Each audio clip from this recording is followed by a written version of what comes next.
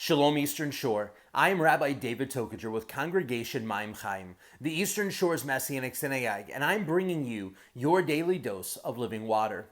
Today we're going to talk about the book of Acts again, particularly the latter half of Acts 16. Paul and Silas are ministering in Philippi, and there's a slave girl who has been afflicted with a demonic spirit of divination, and her master uses this for his own personal profit and gain. The Spirit senses the presence of the Ruach HaKodesh upon Paul and Silas, and the girl follows them around for several days, saying, "These men are servants of El Elyon who are proclaiming to you the way of salvation." Finally, after days of this have gone by, Paul gets really annoyed and turns around and casts the spirit out of her.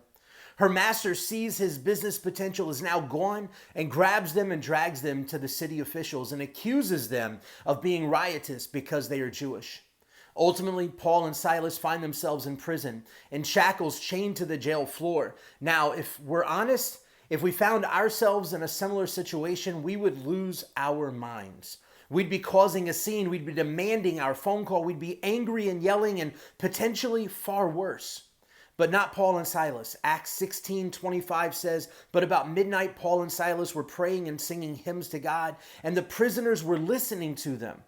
Paul and Silas didn't lose their minds and cause a scene. No, their immediate reaction was to pray and worship. Their immediate reaction was to simply turn to God.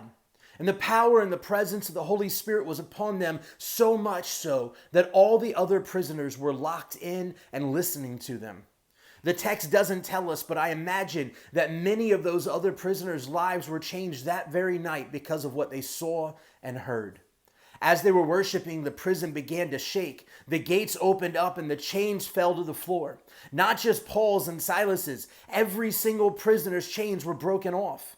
The commotion interrupted the guard's nap. He wakes up to find the doors wide open, draws his sword, and prepares to kill himself.